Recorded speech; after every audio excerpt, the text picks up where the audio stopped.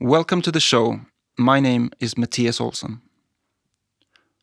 When I'm not making these podcast episodes, I'm a filmmaker.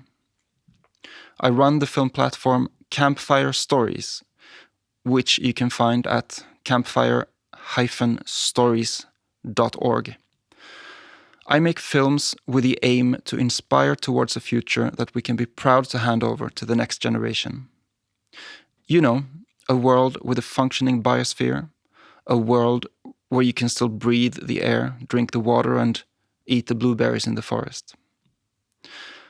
There are other similar film platforms around the world with dedicated filmmakers using their talents to create solutions-focused films for the challenges of our times.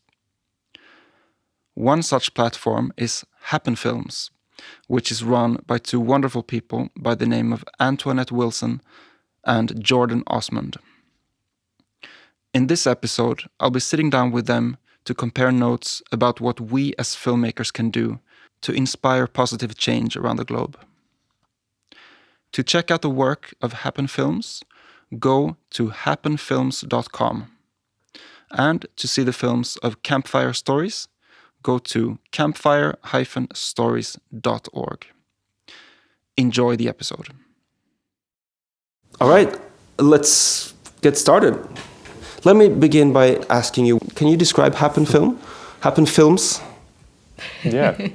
So I'm Jordan, this is Antoinette, and we are Happen Films. We're a filmmaking duo who make short films and feature films about ways that we can make change in our lives to live more sustainably, be more resilient, and what we can do in the face of some of these big issues like climate change. Yeah, solutions-focused filmmakers. Yeah. I like that kind of concept. I like to highlight that concept that we're really solutions-focused. Nice. So for how long has Happen Films been around? When did you begin? We're just about to have our 5th birthday next month. So in 2015, we began Happen Films. Well, I began Happen Films, and then halfway through the year, Antoinette joined me. We met on a documentary project. It was my first documentary. It's called A Simpler Way, and that's up on our channel for free. It's a feature film. And part of that project was involved getting 9 people together to live in a community for a year, and I was going to film it, and we were all going to live together, develop community, build tiny homes, grow our own food. Change the world. And provided maybe an example of how to live within a one world footprint. So what could a lifestyle look like if we consume the resources that one planet is able to provide? That was kind of the outline. And really challenging year. Yeah, yep, it was a challenging year on many fronts. I'd never made a documentary before, so... No one involved in the project had ever made a documentary before. No one had any experience. It was all working it out as we went along. Yeah. And somehow at the end of it, a film came out of it. And which has had really great views on, it's over 1 million views on YouTube, and we just had an email yesterday from a climate change conference in the UK wanting to show it, and it's still, being shown in community screenings around the world. So it's nice to have jumped into a project like that with no background, no learning, and no idea how it's going to come out. And what came out of it was kind of really Happen Films and an awesome community and a beautiful new network and our relationship. Yeah, and for me it was such a life-changing experience because I had never heard of basically any of the things that we were trying to embody during that year and demonstrate. I'd never heard of permaculture.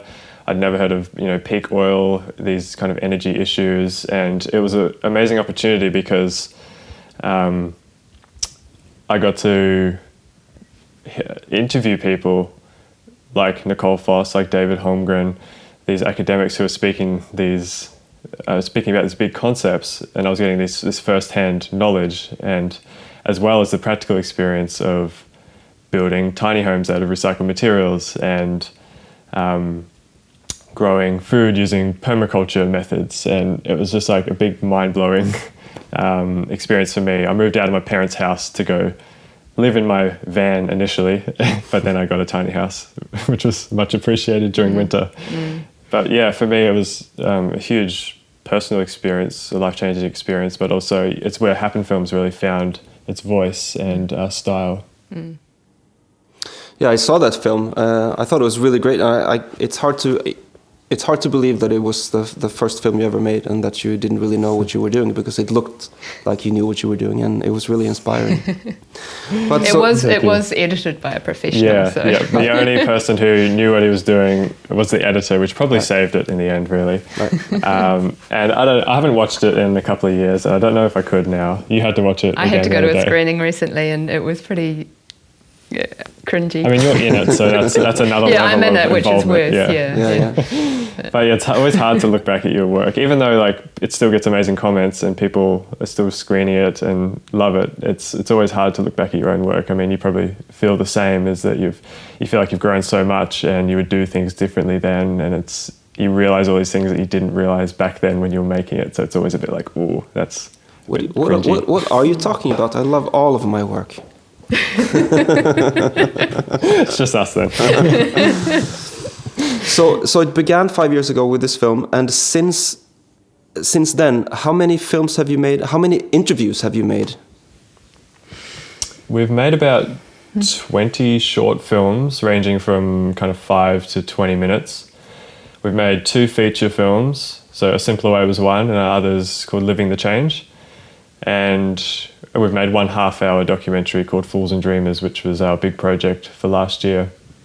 And we've done a lot of interviews. I mean, obviously there's also a lot of interviews that haven't made it into a film yet or might not. So yeah, it's been a very intense 5 years. Yeah, it can feel like we haven't achieved that much in a way. Like we release a film every couple of months at the moment, which we're trying to improve by bringing more people on board. But, you know, when you hear about the state of the world and you read new reports that come out, and you feel a bit despairing and you feel like, am I doing enough? You know, we need to put out more. We need to make a film that's going to change the world, the film that's going to inspire people to really change. And it can feel a real sense of urgency, which isn't really helpful to the creative process, I don't think. No. So it's a kind of a balance between needing to give the creative process its time, but then also, trying to tell as many stories as we can and I guess, get the message out there that we're trying to.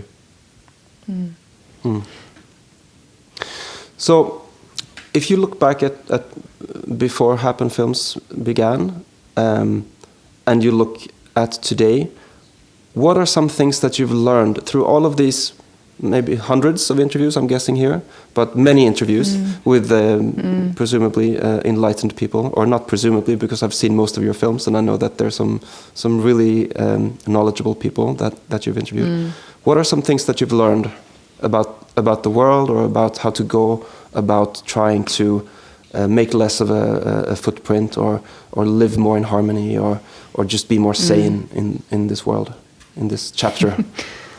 To me, it feels like I go through peaks and troughs of despair and hope, and a lot of that has to do with, you know, when we're spending a lot of time at home in the editing stages of a film, I can go or research. I can go through stages of despair, and then when we're out interviewing people, I go through stages of hope, because the people that we interview are so inspiring and so kind of energized and motivated in general to.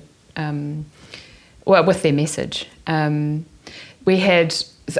came into it with a bit more of a background than George, so I'd already had my kind of epiphany I think in 2007, and my course had started changing then. So I was on my journey, and there have been a couple of interviews where I've come away and gone, wow, that's just switched things again for me.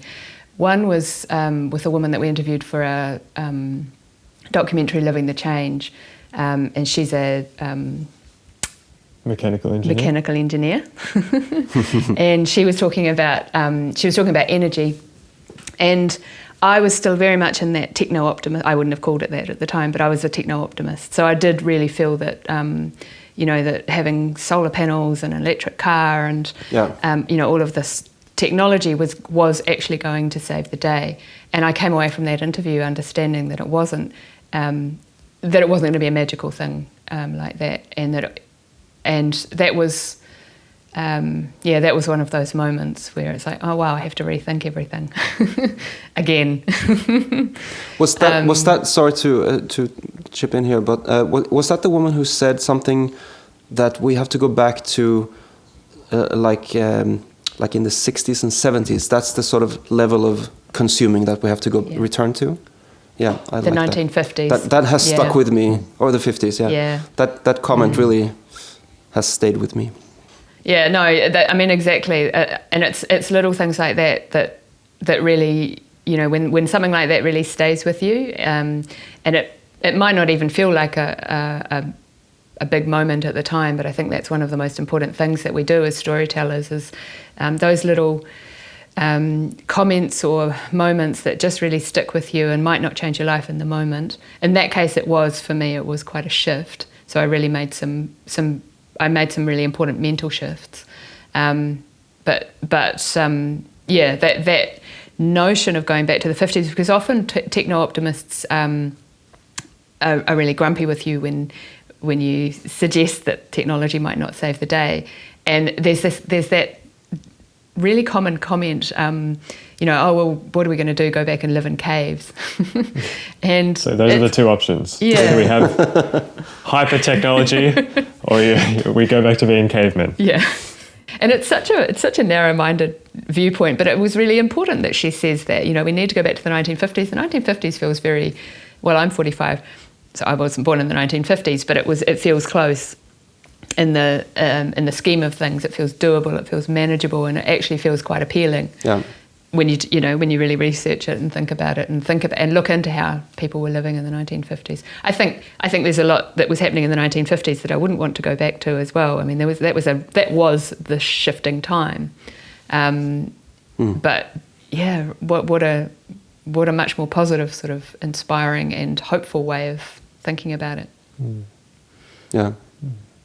It's almost like it's a shift in kind of attitude rather than needing to wait for something to be invented.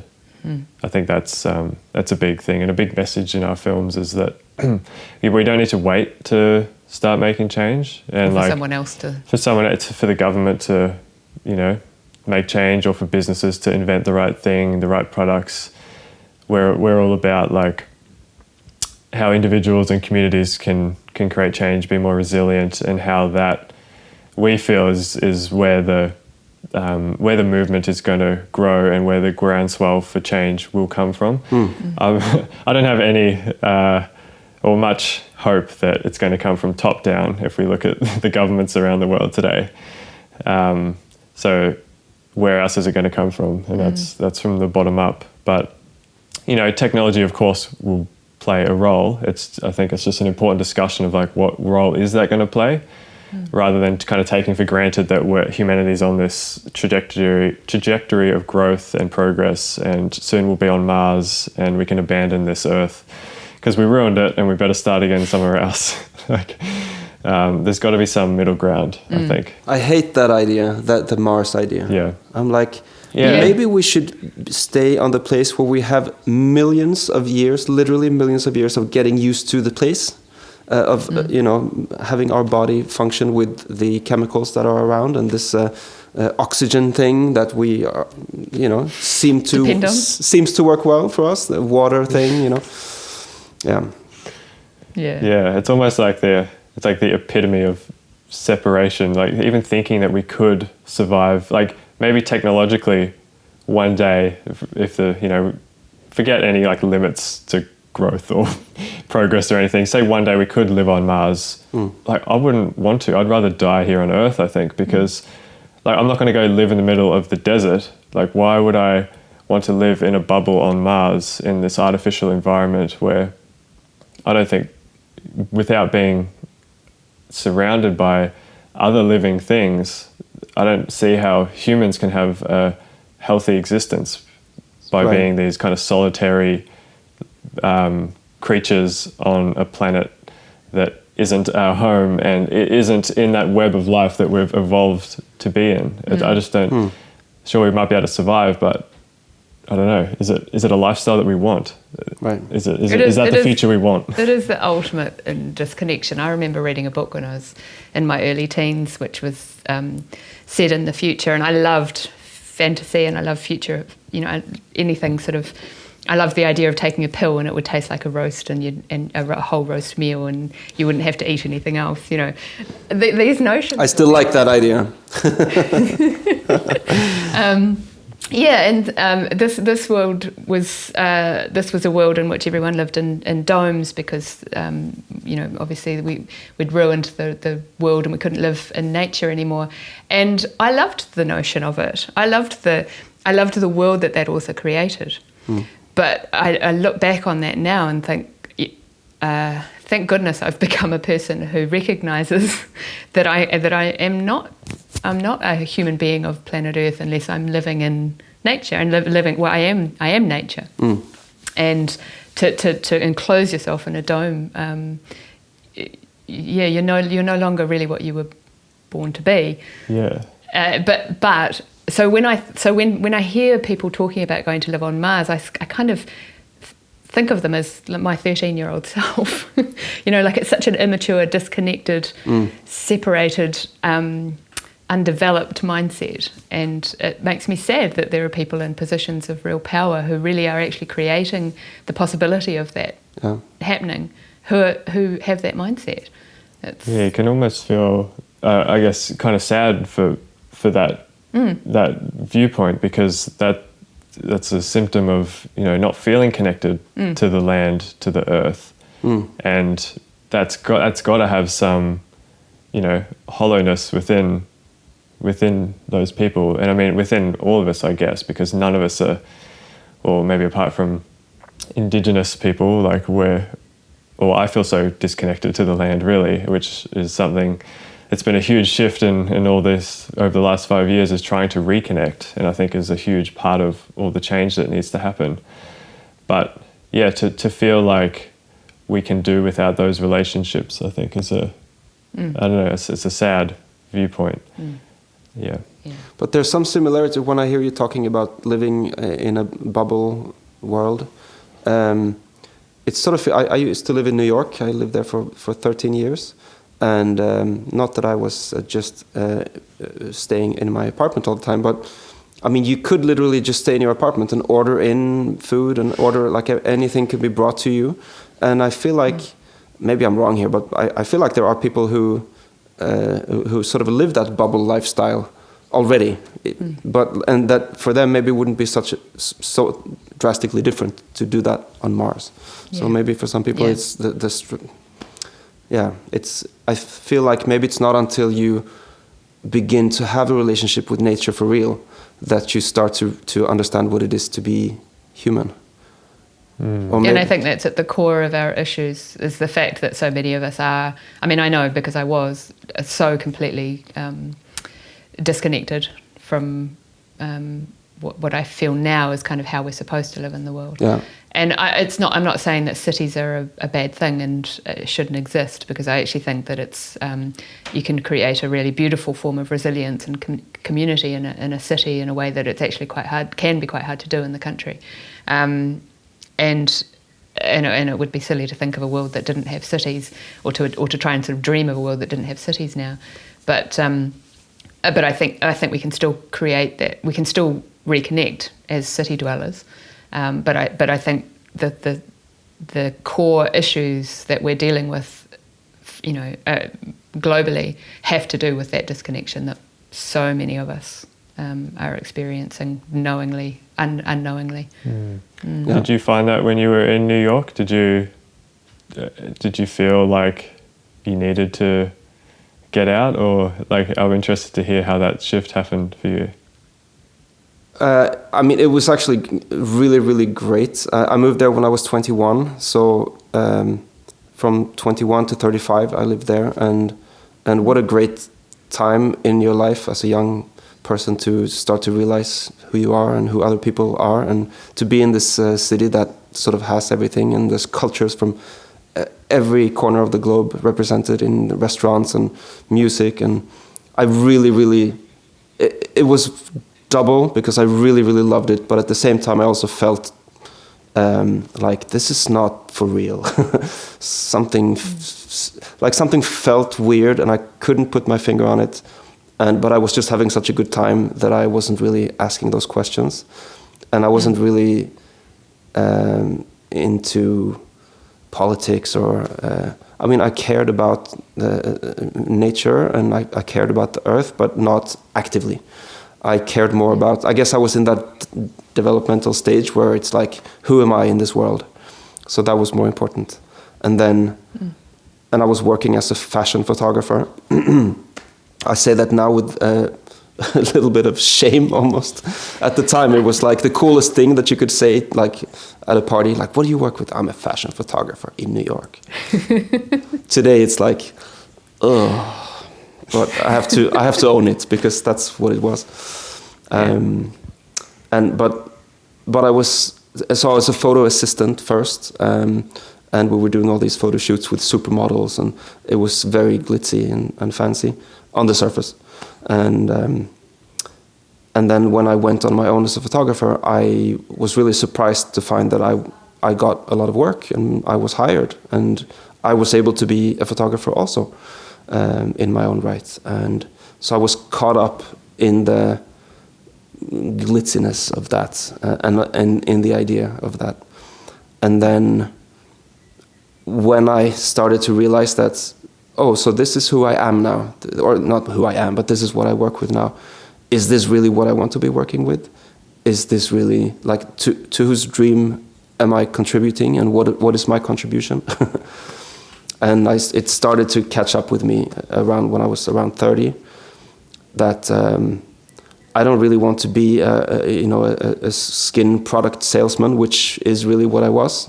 Or a clothing sale. I was contributing to magazines that were selling advertising for makeup and clothing, and I was like, this is not why I got into photography, and this is not really who I am.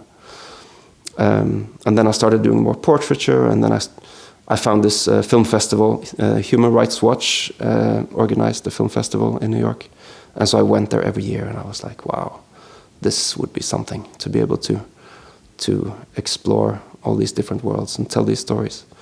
And in the middle of all of these ideas and thoughts, 9/11 happened, and I was a witness to the second plane. The first plane, I saw it on TV, and then I went up on the roof and looked across the river to see the Twin Towers, and then I saw the second plane, and that was really the beginning of my no longer being a child, and beginning to question things, and beginning to ask, like, why, who are these people who did this? Why? How could it happen?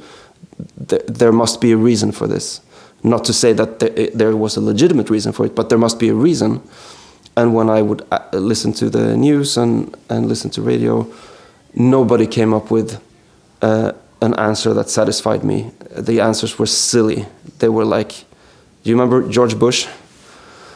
He was like, they're evildoers. It was just silly. It was like as if we were in kindergarten or something. Yeah. They're evildoers. We're going to smoke them out of their holes. You're either with us or you're with the terrorists. It was just so silly, the whole thing. And that's really when I began to... That hurried my wanting to understand the world better and try to contribute and to no longer be a fashion photographer in New York. And I can't remember now what the question was. I started talking about this is too long. I'm supposed to be interviewing you, but yeah, there you go. It's such a good story though. Like what a powerful way to, that's quite an experience. And do you feel... okay, well, I'm interviewing you again. That's fine. We'll take turns. That's what I get for trying to interview documentary filmmakers. So get a conversation. Yeah. Do you feel that satisfaction or sense of purpose and meaning that you didn't doing fashion photography? Do you feel that now, doing the work with Campfire Stories? So the answer should be yes, probably, and I should say something really smart and clever. But the real truth for me is that waking up or like beginning to realize how the world works and doesn't work is really a sorrow-filled endeavor for me. So waking up has not come with chimes and lovely yoga music in the background. It's come with a big heap of depression.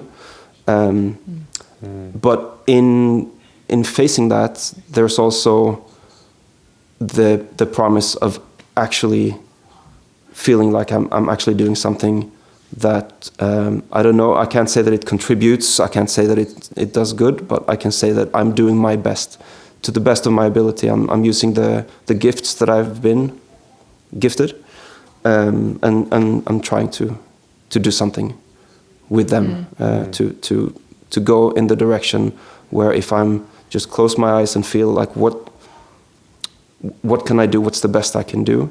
At this chapter in my life, this is the best that I can do. So that's the slightly longer answer. Which leads me, and I'm going to take back the interviewing hat, if that's okay, for a second. Because it leads me into a question that I had for you guys. Because this is a question that I ask myself often. Because, in my best moments, I feel like I'm really contributing and doing something positive. And as a filmmaker, as a storyteller, modern storyteller around the fire. But there are times when I feel like, why don't I do something that actually makes a difference? Why don't I stop this nonsense of trying to make films? Maybe that's just an excuse for me to do what I like to do. And why don't I just go and clean up a beach? Or why don't I just go and help people and do something that is real? So with that setup, sorry for that setup, how do you feel, like, what do you feel that storytelling means or can, how should I phrase this? Like what can storytelling in the modern world do to help step into a more ecological or less of a footprint world, so we can hand something positive to future generations? Yeah, I think about this a lot as well, of like, is this the right thing to be doing with our time and our energy? Like, should we be actually, chaining ourselves to things and, cleaning up beaches and all that, actual practical stuff? And there's a sense of, are we just kind of justifying what we like to do with like, it's, we must be doing something good, hopefully. But I think that's, I think those doubts kind of dissolve when we see the feedback that we get from the films. I think that really keeps us going and it kind of validates these feelings of we are contributing to something bigger and playing our part with the skills that we have. We get a lot of comments from people feeling, just really grateful that there's some positive stories being told, some solutions-focused stories. I think people are really wanting practical actions that they can take, and they want something to hope for, because there's so much despair and worry around the future, which is, valid, of course. But that's kind of where the story can end a lot of the time, especially with news and on social media. A lot of people now are just kind of resigned to humanity is going to go extinct in the next 10, 20, 30 years. There's no hope. There's no point of doing anything. And so they just carry on as normal, in a kind of despair mode, which is also a story in itself. That's a destructive story, I think, because it hasn't happened yet and we don't know what the future holds. But if we believe that, then it's written in. If we decide to do nothing as humanity, then yes, we will eventually destroy ourselves. So self-fulfilling prophecy. Yeah, self-fulfilling prophecy. So I guess what we're trying to do is be the counter to that, and provide a vision for what the future could look like through these stories, through filming with people who are living in a different way. I guess we're trying to give a taste of what a more beautiful world, to borrow Charles Eisenstein's phrase, could look like.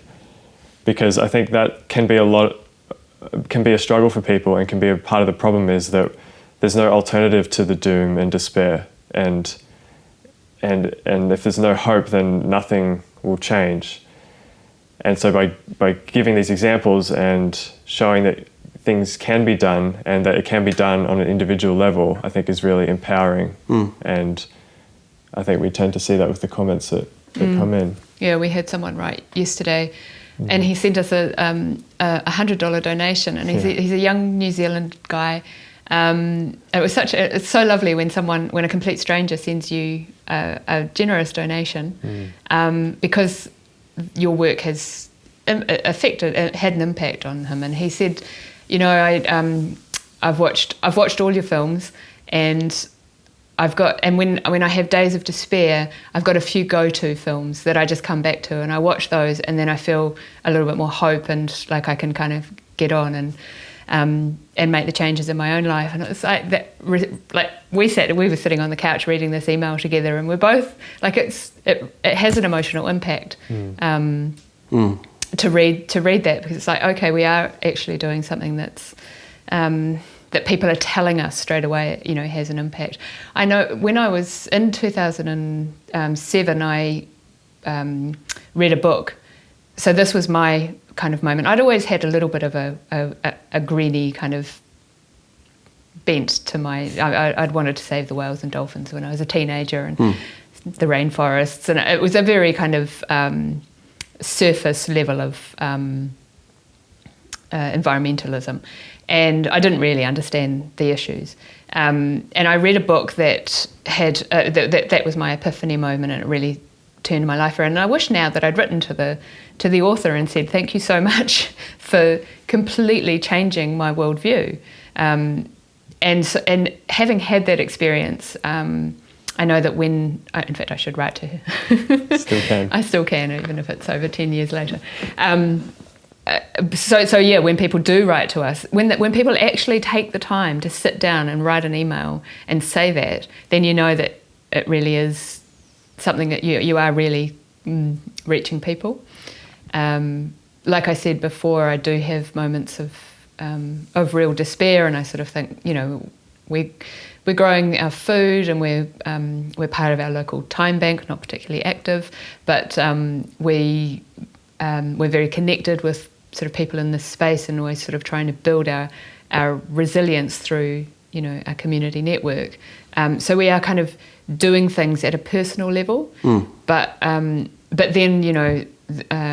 when there's something big happening, and we haven't, where we could be involved on an activist level, and we haven't been, it's usually been because we've been busy making a film.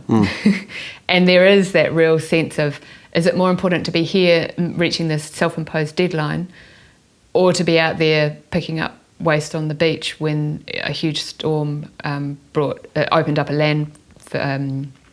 landfill and spread decades of rubbish on a beautiful beach, which was a terrible thing that happened in New Zealand last year.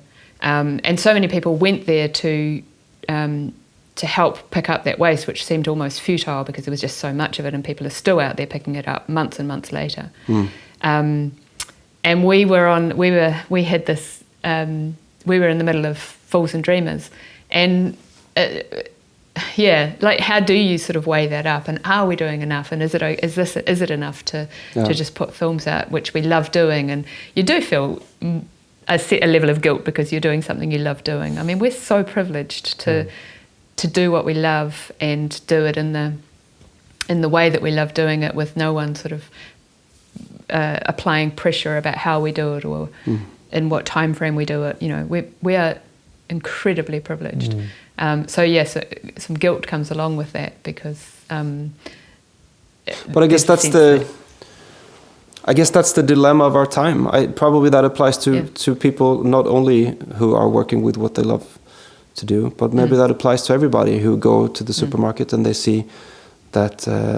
All right, I bought organic milk, but I didn't buy the organic raisins, or like I'm sure probably a lot of people recognize themselves that I could do more. So there's that guilt hanging over us, and maybe rightfully so. Maybe future generations will look back and say, yeah, you know, you're not going to get like a medal for all that organic milk you bought. Okay, there were like a lot of things that you could have done.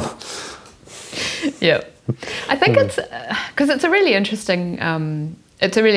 I think about this a lot. You know, our purchasing decisions, our lifestyle decisions, the privilege that we have that we can make those decisions. Our income is very low in comparison to probably the average, I guess, for people doing what we do, because we choose to do it, to be YouTubers and to release most of our films for free. In the same way that that you're working, there's a compromise that you make to live more frugally in order to do it the way that you want to do it. So we do have a low income, but because of the way that we choose to live, I feel that we live very well and that we are really, really privileged. But I think a lot about, you know, the majority of people in the world don't have the privilege of being able to choose to make their purchasing decisions around these questions, and that thinking about that can really make you. I think what I feel is that the most important thing we can have is an attitude shift, more than, you know, whether we angst over whether we can afford to buy organic milk or non-organic milk or whatever.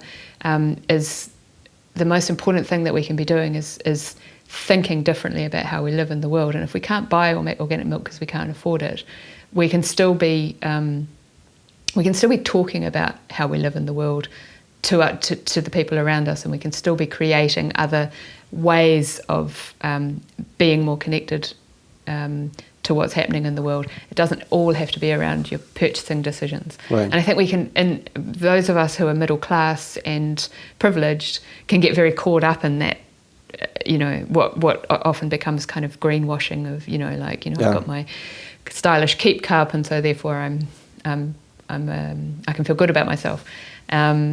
I think it's far more important to think about how you're thinking and how you're talking, how you're communicating about all of this with other people than angsting about purchasing decisions. And I say that from years of experience of being very focused on my purchasing decisions. So, yeah. But, I feel like sometimes.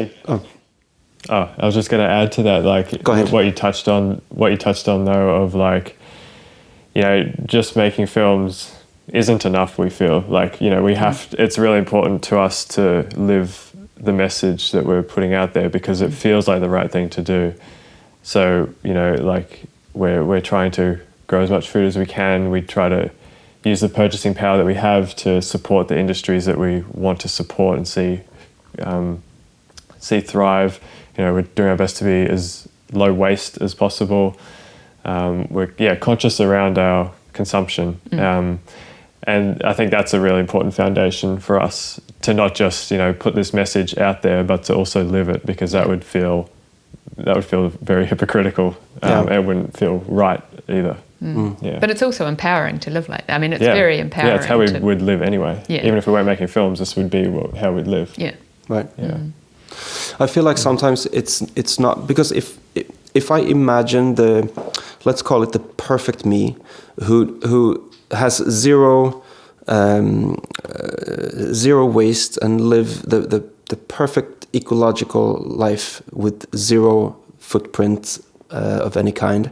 If I imagine that person and what that would entail, and all the changes that I would have to make, and I probably can't even imagine, but if I really sat down to try and imagine what I would have to do, that thought leaves me depressed because it's out of reach. Yeah. I feel like it feels impossible. So instead, I'm trying to think of it as a direction. So like checking the compass needle and stopping and not being sure about things, taking in different sides and listening and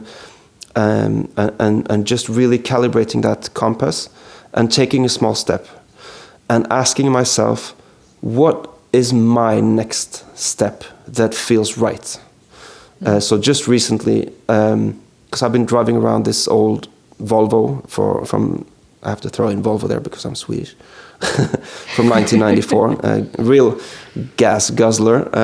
So I've been driving that around, and I have about 8 kilometers from my home to my office. So I start a cold car and drive 8 kilometers and work, and then I drive home. It's been really weighing on my conscience, and it just hasn't felt right. But I also have to drop off my daughter. It used to be I drop her off at daycare, and now I drop her off at school. So I was like, I can't. If I bike, it's gonna be so tiring, and I couldn't imagine doing it. And then suddenly, it's inched closer and closer and closer. And finally, I got an electric bike with one of those big boxes in the front where you can put your child or some groceries and stuff. Now, I'm not saying that an electrical bicycle necessarily is great for the environment, because God knows where that battery came from and so on. But I'm taking a wild guess here, that it's a few steps better than my old 1994 Volvo that weighs like 1.5 tons. And so I'm thinking it's a step in the right direction. So that was something that inched closer and then became available as an option and became fun and seemed like it became a big yes within me, instead of this depressed sort of, am I really gonna have to stop? I really like having milk in my coffee, but I know I should use the vegan option, but it doesn't taste quite as good. So just like, not rushing into being good, but setting the direction. And maybe this is a terrible way of seeing it, but that's the closest. That seems more right to me, for me, to try to always question, what am I doing now? What's going on here? What's all this packaging? This is one. I'm going to ask you this one. Do I really need that new computer? Do I really need that new camera, that new microphone? Tech stuff. So I've been working with my camera is like almost 10 years old now on my computer. And I just recently got a new computer. But throwing that back to you, how do you think about tech? It's a big one. Yeah. It's a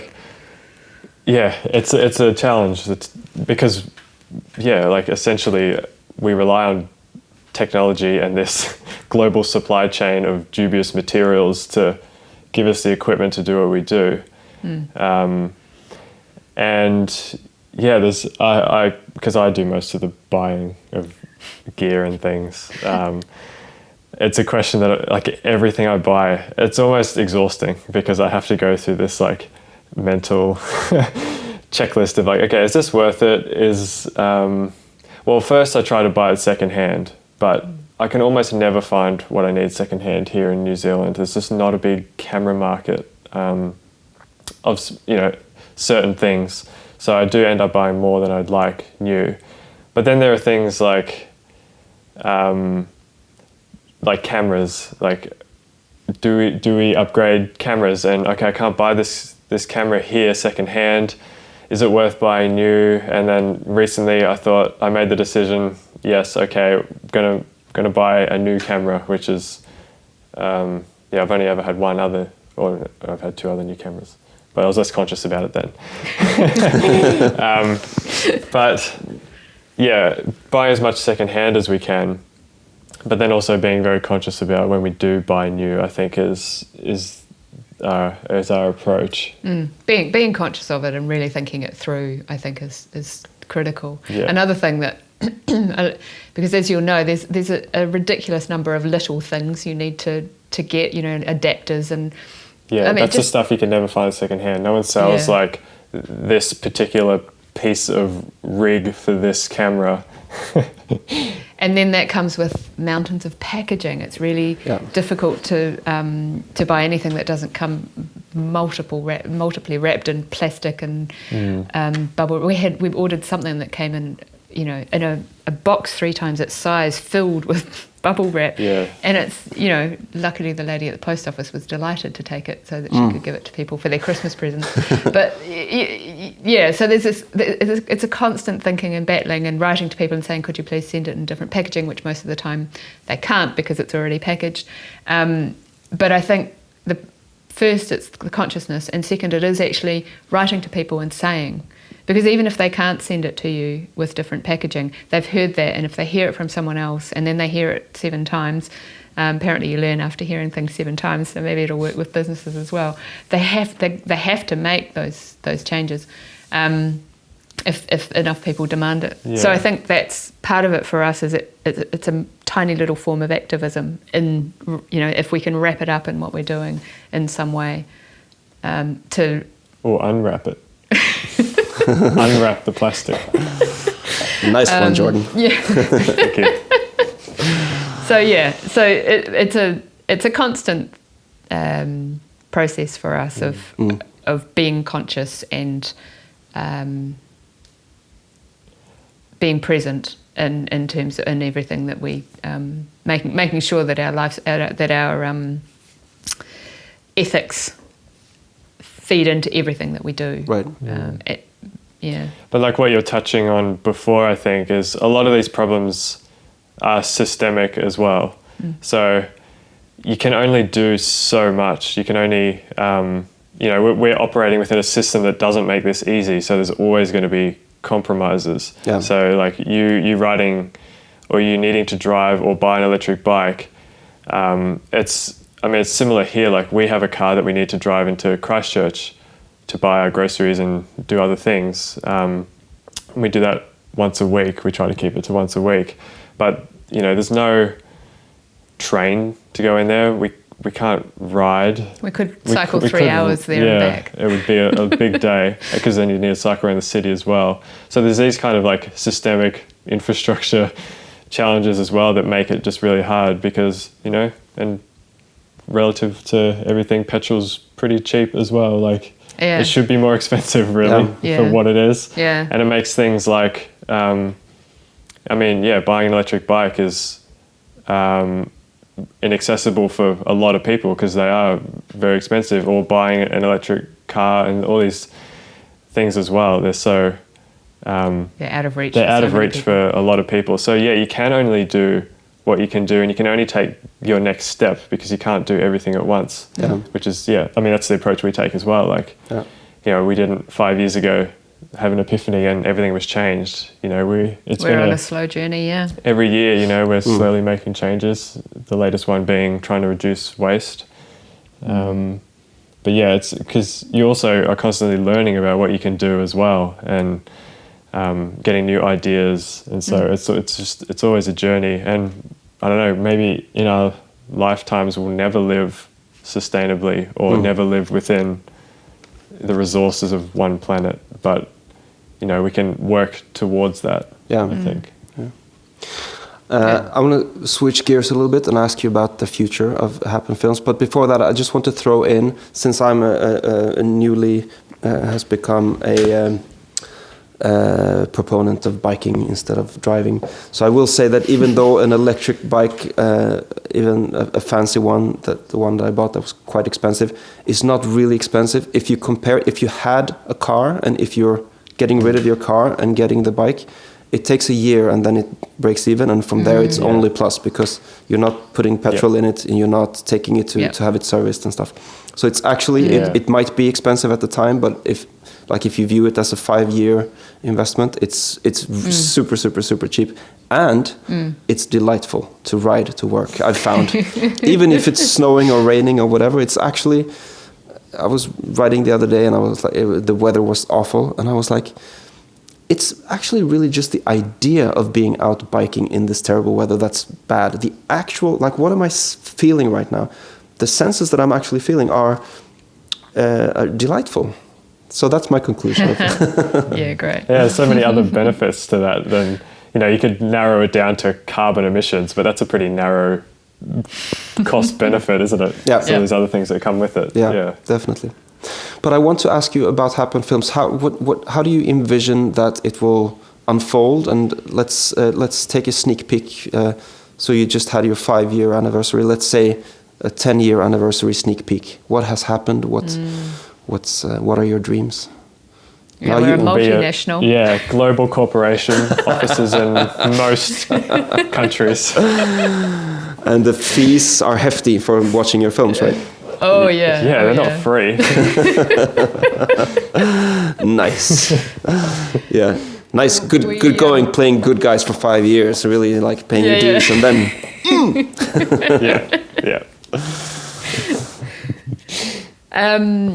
well, this is a big subject for us at the moment. We're going through a process at the moment of thinking that through. What do we want to be? Where are we going? We don't. I've been part of prior to filmmaking, I was in the book publishing industry, and I've been in a part of a business that grew too quickly and then fell through. And so that was a really good experience for me to see how badly it can go if you try to grow too quickly. And goodness knows we talk a lot about growth and its negatives. So we have no ambitions to grow as a business, but we or sort of exponentially. But we do have a really strong desire to work with a team, because it's been the two of us for 5 years, and we have a couple of amazing mentors that we video call with once a month, and we have a fabulous friend who does second camera for us on some of our shoots. But otherwise it's literally, the two of us 24/7, and it's work, home and work is all combined, and it's Happen Films is kind of our life. It would be really lovely to bring in a couple of people to work with, not just to ease up the workload, but to exchange ideas and creativity. And so we're really looking forward to that. That's our mission. We've just made a connection this weekend with someone who's keen to come on board as an editor to work with us. And we're looking. We're about to go out looking for someone to work with us in social media, because it's not our forte, and that's an area that we really need to develop quite quickly. Conscious growth. It is like not growth for the sake of it. I think a lot of small businesses, or people getting into having a small business, that's what you do. You need 10 employees from the get-go. You need all this money, so you get into debt, and you just grow because you think you need all these people, and that's what you do. Mm-hmm. So that's what we're not trying to do. We're trying to grow when we need to, and not, try not to get into debt as well. Yeah, we have no debt personally or as a business, and we don't intend to ever go into debt. That's a kind of an ethical position. Our earnings are from our awesome Patreon supporters, YouTube views, because our movies, all of our films are monetized, and donations from beautiful people around the world every now and then. And we've got one film that's pay to view, which is around about sort of $10 to buy, and we sell community screenings. So all of that sort of, that's our income. So we just haven't been, we barely pay ourselves. We pay ourselves enough to kind of buy the groceries and pay the rent. So bringing somebody else on board hasn't been an option at all. But now we're sort of, really thinking about how, we live in such an interesting world, there are lots of different. I mean, we've had so many people volunteer their help. Our mentors volunteer their help, and so it's really sort of rethinking. How can we begin this process? Because we want to be paid for the work that we do, so that when we don't sort of anticipate being millionaires, but we do want to be really comfortable, and we want to be able to bring people on board and pay them well for the work that they do. So that's our kind of dream, is to have a team that of people who are living well and thriving and loving being part of this. Yeah, and providing work that's meaningful Yeah. for other people. Like when we have contracted work with people, it's always awesome to hear that they feel a sense of purpose and are just really passionate about the project, because it is, not everything they do is in line with, changing the world or, highlighting beautiful stories. So it's amazing to be able to give those opportunities to people as well. Yeah, so that's our that's a mission for this year, is to bring on a couple of people and start sort of creating a team. And another mission for this year, because something we sort of haven't been able to do as a team of two, is to release films really regularly. We'd like to get to a stage of releasing a film every month, in order to be more engaged with or more sort of connected with our audience, because they're sort of developing that sense of consistency and regularity, rather than putting out a film every few months. We want to sort of be more present in the space that we're creating via our website and our YouTube channel. So that's a mission for this year as well, which is quite exciting. What we're doing next is what's probably going to be a 5-part series of 10 to 15 minute films, sharing Indigenous stories. So filming with Māori people here in New Zealand and sharing that knowledge and worldview in a similar style to the films we already release of people making change in all these different areas of food and housing and community. So really kind of blending those two and amplifying these really important voices and stories. I think there's a growing understanding of how much traditional cultures that are still holding on to their traditional values and knowledge, to the extent to which we've not just ignored them, but actually suppressed them, and how much they have to teach and how much we can learn from them. And there's not only a growing understanding of that, there's a growing acceptance of it and a real interest in exploring that sort of suppressed knowledge and reconnecting through that knowledge. And Māori culture had started a sort of a renaissance back in the 70s, and it's been probably a too slow development of relearning and an understanding of what was lost over 100 years or more. And it's just a really exciting time, and we're going through a big learning phase of learning language, learning cultural values, reconnecting, and hopefully through this film series being able to share that more broadly, the really wonderful things that are coming out of that are happening here in New Zealand, that I think will be really important learnings for anybody anywhere in the world. So it sounds like a little bit of a departure from the a classical Happen Films film is about permaculture or waste-free living or composting toilets and stuff like that. So this is a little bit of a new area, maybe. It's the same area. So for example, here in New Zealand, there's a movement called Parakore, which is the Māori waste-free movement. And so it's waste-free in the same way that anybody does waste-free, but it's waste-free from within the worldview of Māori, and that has its own connotations and its own, I guess, sort of philosophical and ethical background that I think we can learn from and take from in a way that just adds it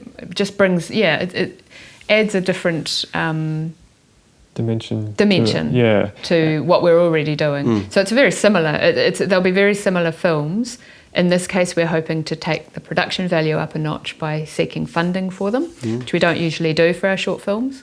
So we're going to be seeking funding for the whole project, and that will help us to bring on board a consultant to make sure that we approach the whole subject appropriately, and also to pay an editor to work with us. It's a project that we really want to invest a lot in. We really want to do real justice to the subject. And it's all similar to, it's all within like what we've been doing, but you know, a lot of these things have different names, but they're all kind of touching on the same thing, whether you call it permaculture, whether you call it hua parakore, whether you call it whatever. They're all kind of, you know, they all have their own unique attributes, but they're all within the same thing, and they're all kind of touching on the same, you know, reconnecting with the land, living more sustainably, living more in community. So all these similar themes, but with an added kind of dimension. And something that's really important for us is focusing on the interconnectedness of all of these things. You know, not just talking about the waste-free movement or just talking about composting toilets, which is one of my favourite subjects anyway. That as on its own, it's such a critical. I feel it's such a critical thing to be doing. It's such an important level of responsibility, taking care of waste in a responsible way. But it's connected to everything. It's connected to everything else that we're talking about in our films. And what I love about coming at the films from a perspective of, for example, Māori culture, is that that's already so embedded in their cultural values, and that interconnectedness of everything. And that's that's the message that we really want to share, is that it's all connected. And fundamentally, there are core issues that we can deal with more successfully if we acknowledge that interconnectedness of everything. It's almost like that disconnection, I think, is kind of the root of all these problems. And I think, you know, Charles Eisenstein speaks to this in his work, which has been hugely influential on us, and we were lucky enough to interview him. But I think, things like climate change, things like extinction, all these issues, it all comes back to being disconnected from our place in the world and to each other and to the web of life. And so I guess, we're trying to explore how to reconnect to that as like a starting point to then how do I live if I believe these things? If I believe I'm a part of a web of life and that the health of me depends on everything else, then how do I eat? How do I, what do I do with my waste? How do I live in the world if that's my kind of underlying belief and philosophy? Yeah, that we have the inspiration from Charles Eisenstein in common. And I was so jealous of you when I saw that in your outreach you said that you had interviewed him and there's a new film coming out, and I saw some clips and I was like... And then I heard that he was coming to Sweden. Not only was he coming to Sweden, he was coming to my town, which is not even a town, it's this really small place. And he was coming right here to give a presentation, and I was like, wow. So I reached out, and then I was also able to get my own Charles Eisenstein interview, which was awesome. So then I was like, okay, Happen Films 1, Campfire Stories 1. And then you've gone on to do quite a bit of work with Charles, haven't you?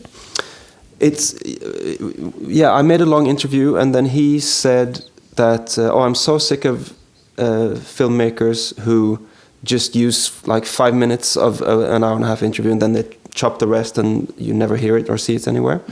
So that was the beginning. Then I was like, let me release the whole thing. You had also released your entire interview with him, I noticed. Yeah. So then I was like, I'll make little episodes and release every question that I asked, the full answer as an episode. And then I was in contact with him and his team to send and say, I've just released this, you can check it out if you'd like. And then they actually asked me if I wanted to be part of the team because they were doing the same thing with a whole bunch of material, including your interview. They had all these different interviews, and they wanted to create 60-second snippets. And so they asked if I wanted to be one of the editors to work on that. And I said yes. So I did that for a while. I don't do it anymore, but I did that for maybe 6 months or something. And it was really cool to be part of the team. And so that was wonderful. Yeah. Similar with it just made me think about I don't know, making change in your life in general of, doing what feels right next and what you're excited about. If someone's watching our films and isn't sure, well, what do I do? Do I grow some food? Do I try to go zero waste? Do I do this or that? Because there's so much you can do, and you've got to start somewhere. I think it's good to start where what feels right and what you're excited about, because if you're not excited about it, then maybe it's not the right thing to be doing next. Maybe it's not the next step you need to take. Right. If maybe you really feel like you need to get your hands in the soil, so you're going to grow something, and that's your first step, and that's what you then build from to be like, okay, I've done that now. What else excites me? Okay, maybe I'm going to reduce the amount of plastic or something like that. That's how we approach that as well. Yeah. Nice. So we've mentioned Charles Eisenstein a few times. Do you have anybody else at the moment who inspires you? It could be a writer or another filmmaker or music, or like a little tip or a podcast or something that I can dive into right away when we finish this. Well, apart from your films, Matthias, of course. I don't know. There's a lot of people. Someone who always stands out to me is you probably know Rob Greenfield. Yep. He's guy in the States who might actually be venturing out this way this year. It'd be so good to meet him in person, because we want to film with him. But again, it's that distance. Do we take a plane over there to film with him?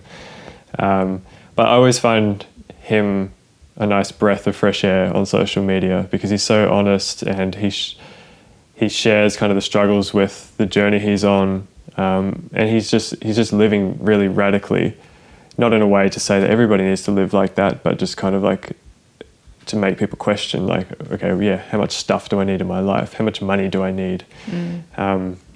He's very radical and very inspiring and very honest as well. So I always find him a pleasure to see online. Yeah, I'm very deeply embedded in 4 books at the moment, but they're all Te Ao Māori, which is coming from that Indigenous New Zealand perspective. I'm relearning the history of New Zealand, because I wasn't taught it properly at school, which is the case in so many colonised cultures. So that's very much my space at the moment. I don't think that. I can't think of.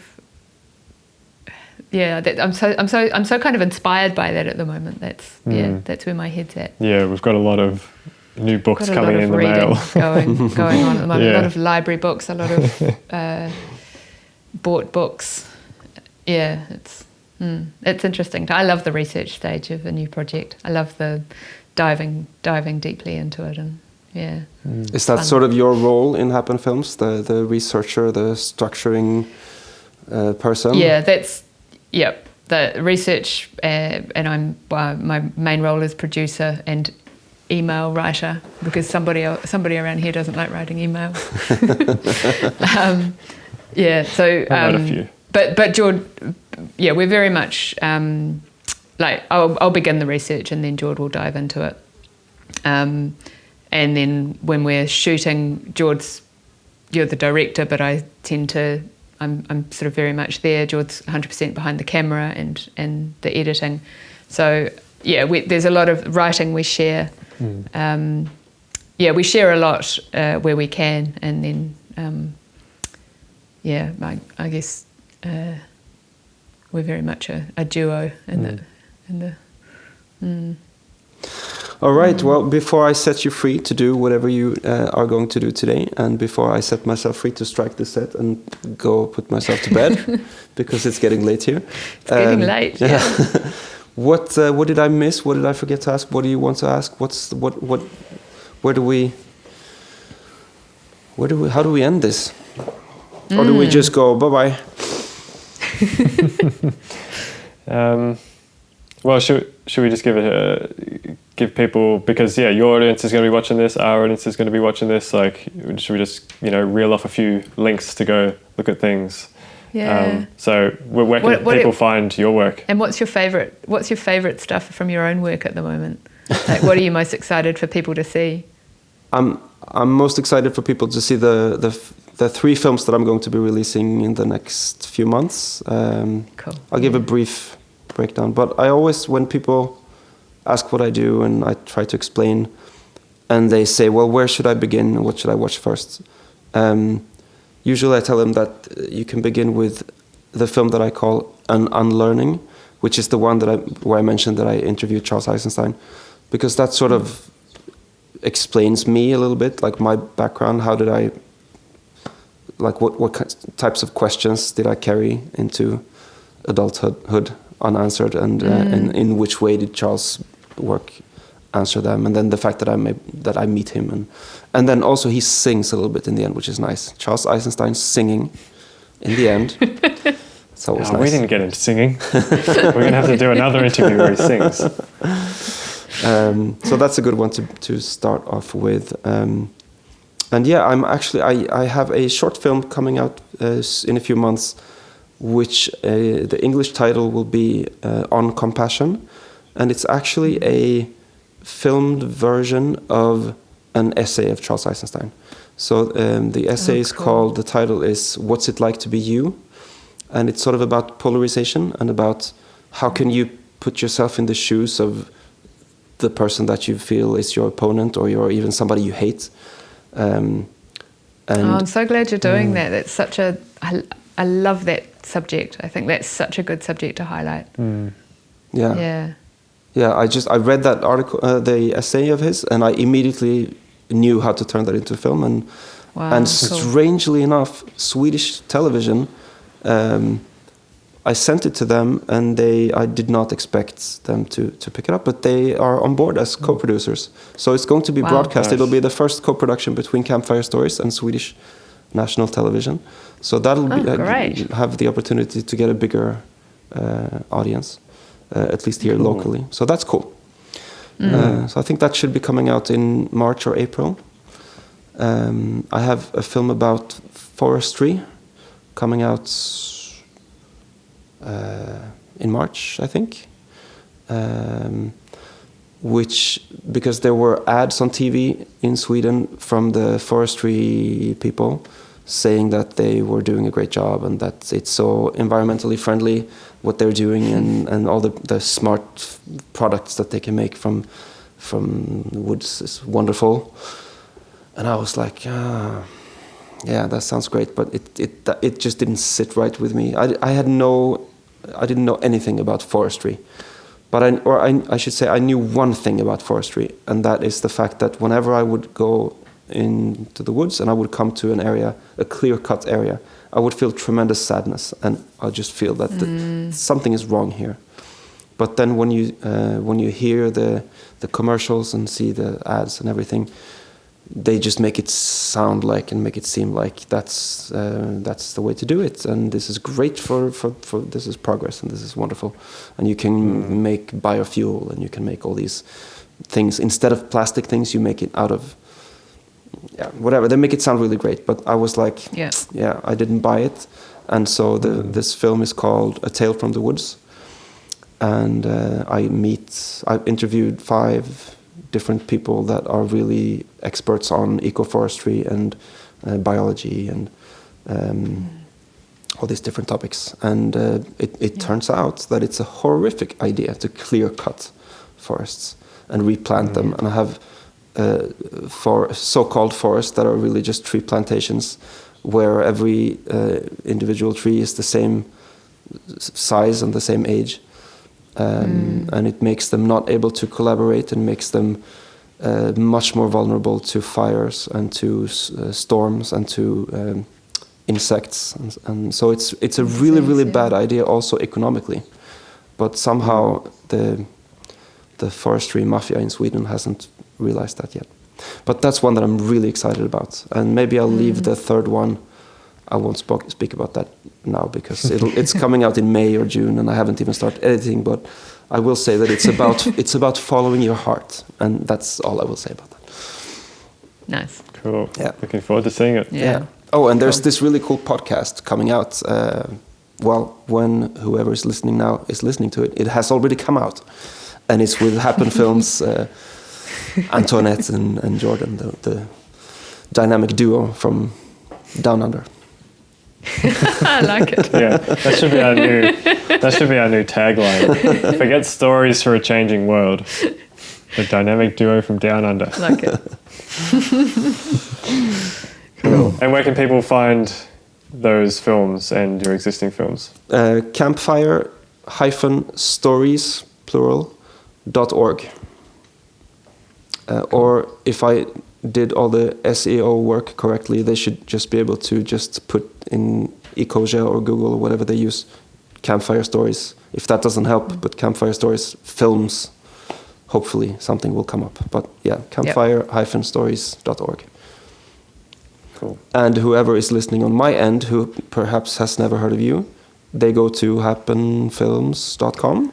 Yeah. Yep. Happenfilms.com has all our stuff up there. Or if you're already on YouTube, you can just search Happen Films, and that's where all our work goes. Yep. But we're everywhere: Facebook, Instagram, all that fun stuff. We're there. We're not necessarily. We're there. We post every now and again. The dynamic duo from Down Under are everywhere. You heard it here. All right. Well, thank you so much for allowing me to take up this entire breakfast time for you, or whatever time it is over there now. Oh, tell me going on lunch. Before we say goodbye, what are you doing today? What's on the schedule? I'll probably send you these files. I am in the process of, so with this new project that we've got coming up, I'm in the process of writing a treatment. So I've got a deadline of late February. We're going to an event where we'll have an opportunity to let people know that we're seeking funding. So yeah, that's my next few weeks actually, writing a treatment, which is always, just trying to get this idea really nutted out. And if somebody listening now wants to contribute to the film, what do they do? Well, we'll probably put a newsletter out about this to our mailing list. So if people are interested in following along, they can sign up to the newsletter at happenfilms.com, and we'll have more info about that as the project develops. Yeah, and we also always welcome emails directly from our website, from the contact form on our website. We respond pretty quickly to those. So, always happy hearing from people. Yeah. Nice. All right. Well, thank you so very much for this lovely conversation. And thank you for the idea. Yeah, thanks so much for having us on. It's been so nice to chat. Yeah. Loved it. Take care. Keep doing what you're doing. I love your work, and just please keep it up, and can't wait to see the next one. Same to you. Yeah. Thanks, Matthias. Bye. Bye. See ya. This episode has been brought to you by Campfire Stories, campfire-stories.org. Also, don't forget to check out the wonderful work that Antoinette and Jordan are doing over at Happen Films, happenfilms.com. Thanks for listening, and until the next time.